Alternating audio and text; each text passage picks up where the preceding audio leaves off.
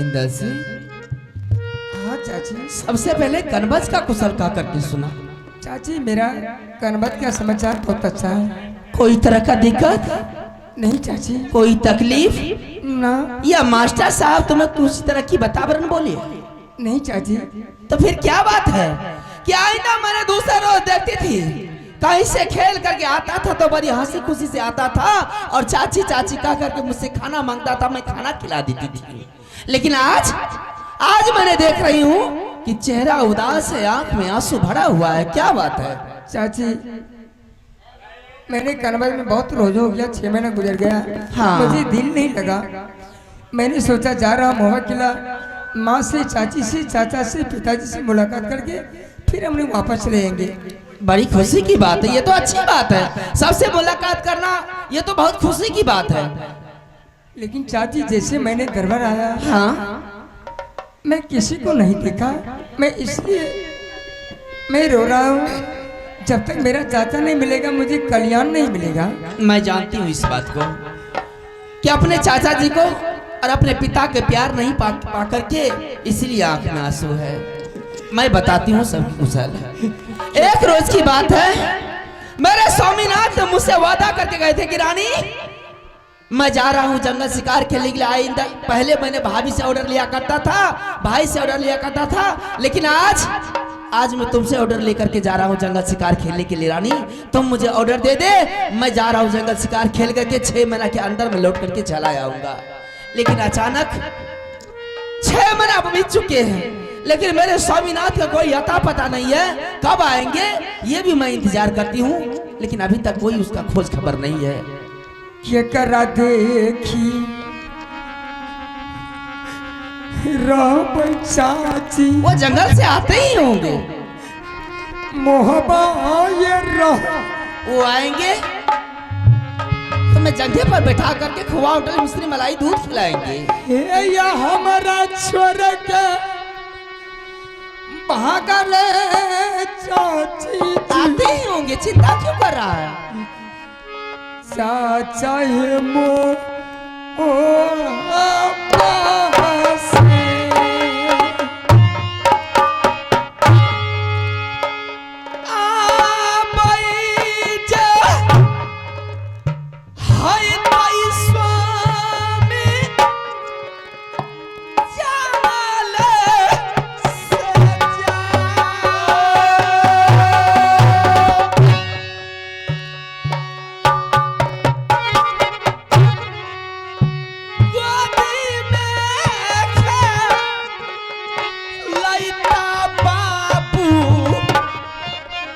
हमारो स्वामी जी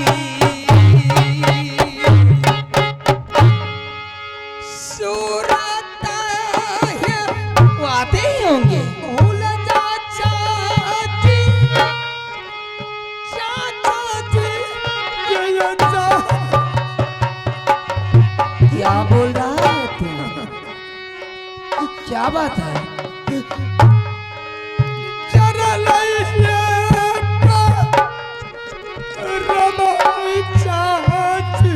क्यों इस तरह की वातावरण बोल रहा है?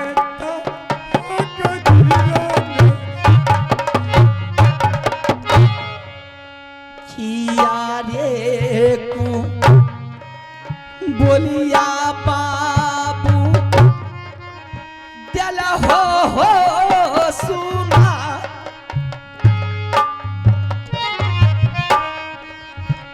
किया हो बोलिया सुगा, कहला चाची जी भागवन घर में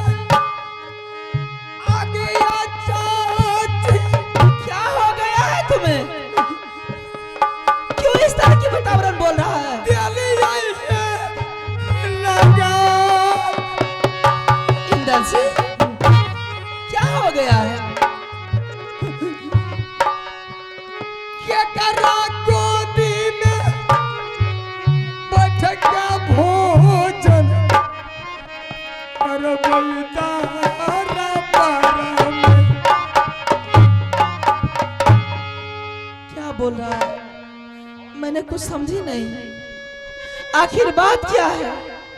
क्यों नहीं बोल रहा है? मुझे गा करके सुनाओ, मैं कुछ समझ नहीं रही हूँ। तुम क्या बोल रहा है? कहाँ है मेरे स्वामीनाथ? मुझसे मुलाकात हुआ है? ये चाचा ये मार गया। नहीं, ऐसा नहीं हो सकता है। बाबा ये नहीं नरसिंह, ऐसा नहीं हो सकता है, कदापि नहीं। ये कराते चाची ये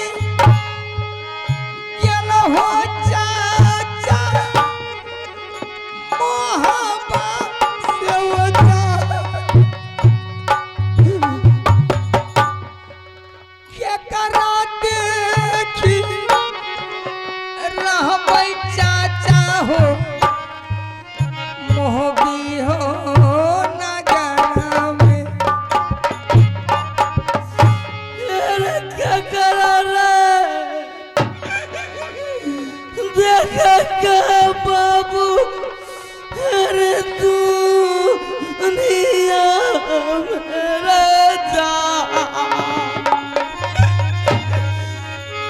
वादा रख रखा गले रे हमारा स्वामी।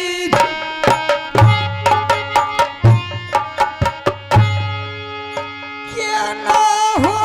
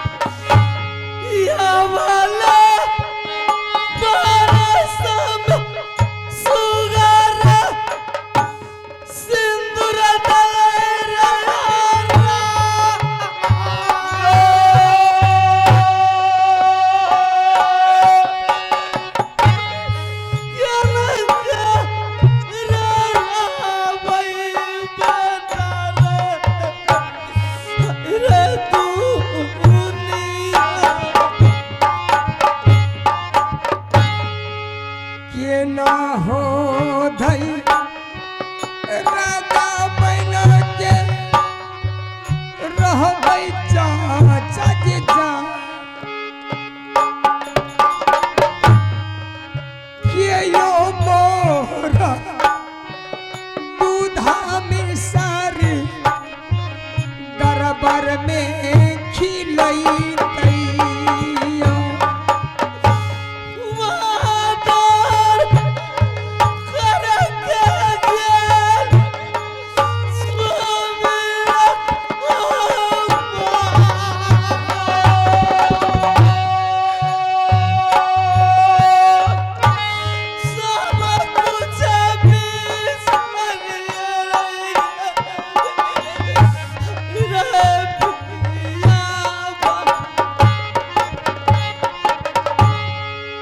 कर्म में अगिया लगल इंदल सिंह के यज्ञ केकरा गोदी खेलबै हम मोहबा हो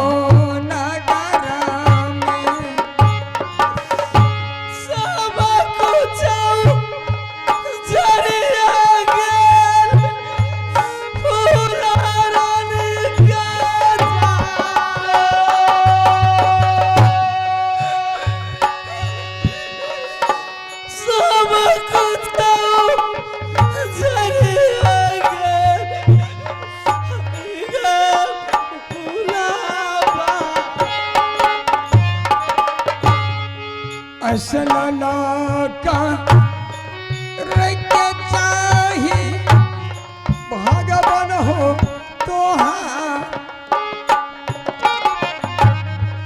के करा पर रहबै हम मोहबा हो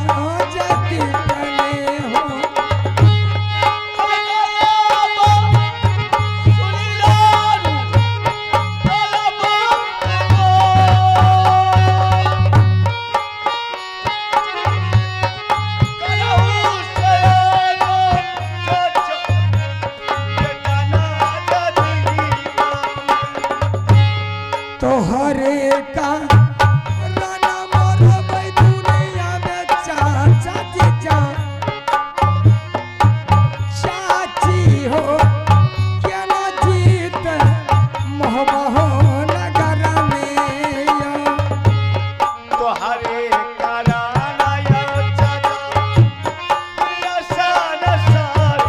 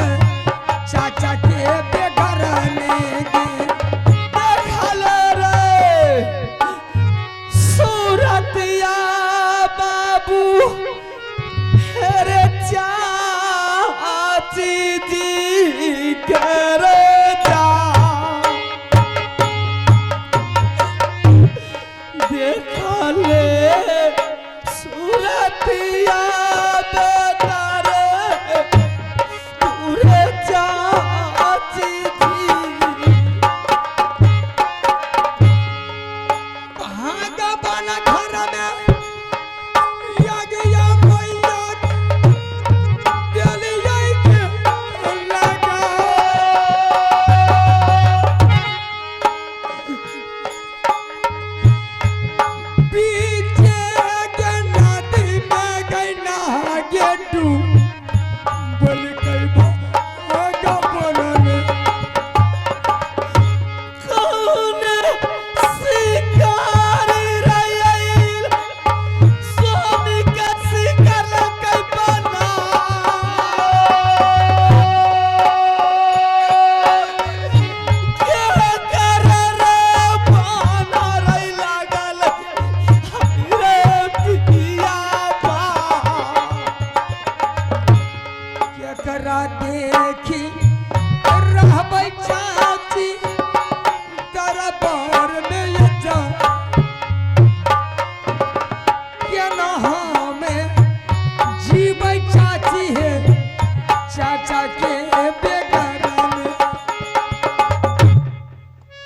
से मेरे स्वामीनाथ मारा गया? कौन उसे जान से मार दिया? किसका शिकार हुआ, किसका तीर का शिकार हुआ बन गया? चाची, माँ ने सारी बात बताई है। क्या बोली है तुम्हारी माँ ने? अभी तक मुझे कोई मामले में जानकारी नहीं मिली। चाची, माँ ने बोली एक महात्मा आया, वो भोजन मांगा, मैं भोजन कराने के लिए गई, वो भोजन नहीं किया, वो पहले मेरे साथ मैंने सत करवाया। माँ ने वो महात्मा के साथ सत किया। वो महात्मा ने बोला तुम अपने देवर का बाबुरदल सिंह को कोर्ट कॉलेज लाओ, मैं भोजन करूंगा। महात्मा? वो महात्मा जमराज। गलती किया था उस महात्मा का मेरे स्वामीनाथ ने। चल, जिस जंगल में वो हत्या किया उस जंगल में मैं ढूंढने के लिए जाऊंगी, वो शरीर को मैं देख लूंगी। जिस जंगल में उसे हत्या किया गया उस जंगल में जाने के लिए चाहती हूँ। ये सब सारा रसाई पोशाक खोल करके चल। ये चाचा के कारण है चाची, ये पागल बोन बयजा जब तक नहीं चाचा मिलते हैं वापस ना आई भाई।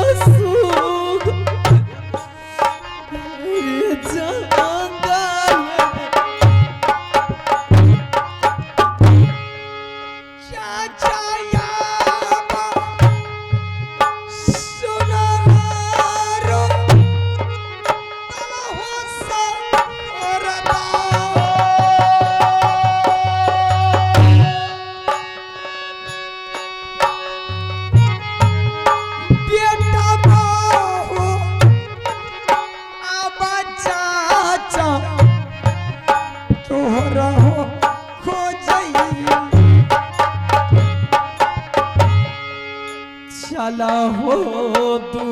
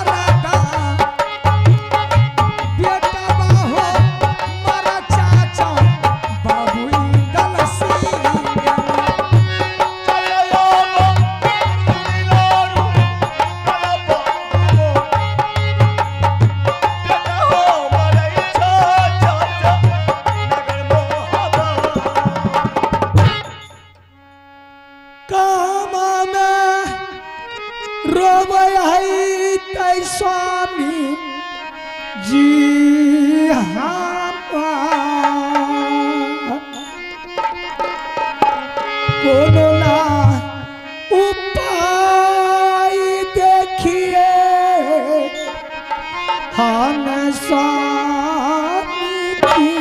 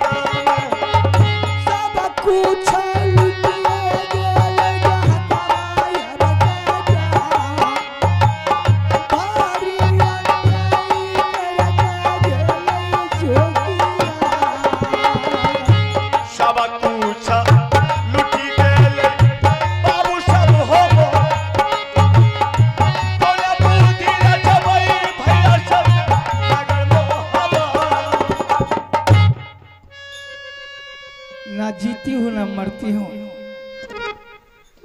ना जोगी मुझे मरने के लिए देता है। न जाने किस जन्म की बदला मुझसे लेने के लिए आकर उससे छल करके मुझसे मेरे घर को बर्बाद कर दिया है। क्या करूं?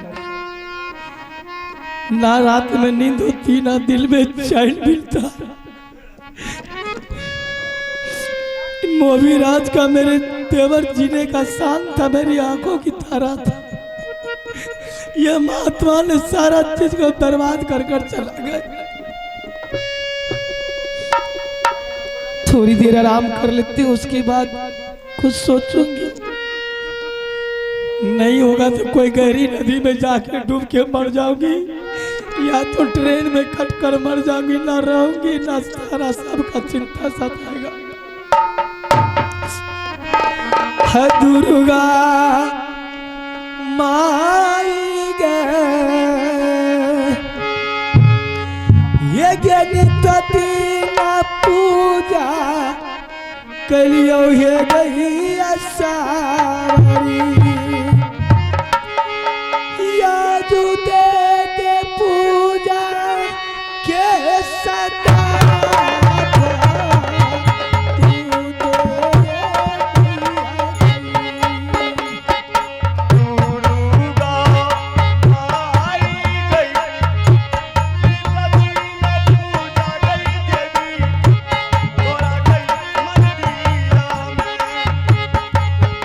अब कली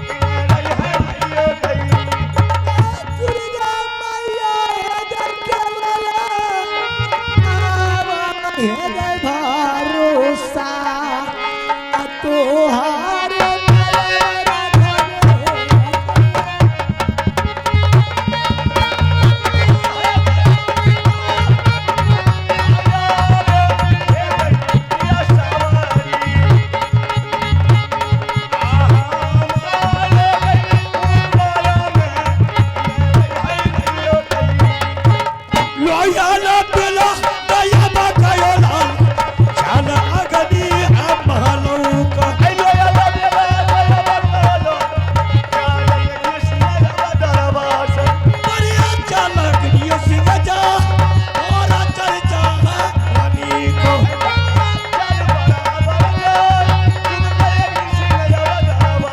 लोयल मेरा कादर मार कहने भीतर जोरी गाना मारा मार जोरी जोरी को लगा अरे यार देखनी हो सिंह जा और चर्चा है भला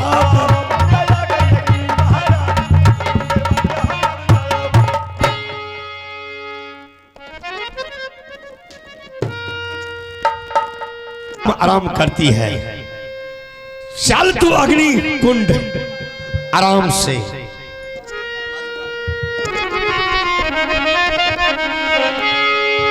माता है के सुन ले तू दुर्गा के में मेरी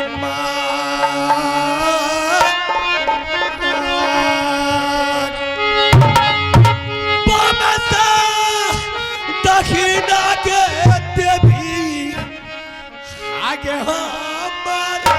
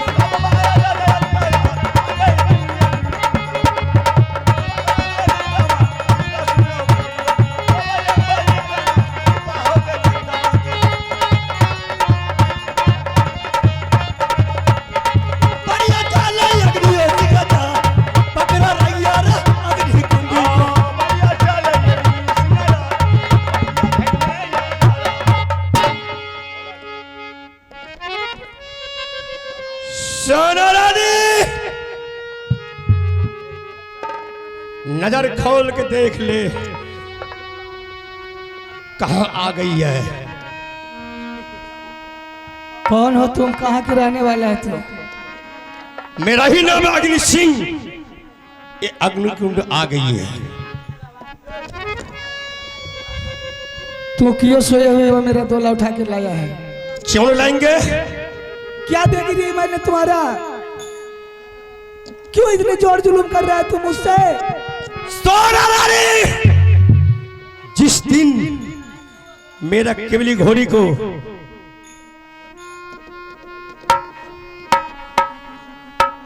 आप जहां कहो मेला मालिक हमारे ग्रिल को आने का कष्ट करेंगे। सोना रानी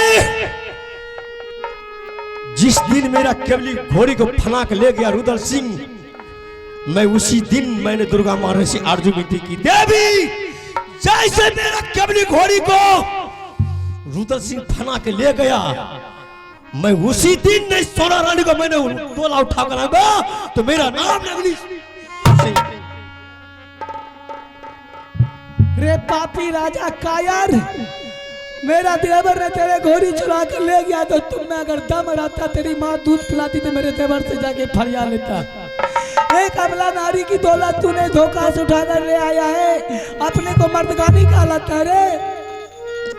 अगर वो दुश्मन मेरा नजर का अगर सामने आ जाता मैं उसी दिन दुश्मन को मैंने पंजा तोड़ करके रख देता। लेकिन चोरी करना नहीं सीखोगे। तोहरे सूरतिया लागे दुतिया का चांद जो है पासी से है खल पई हाय से जी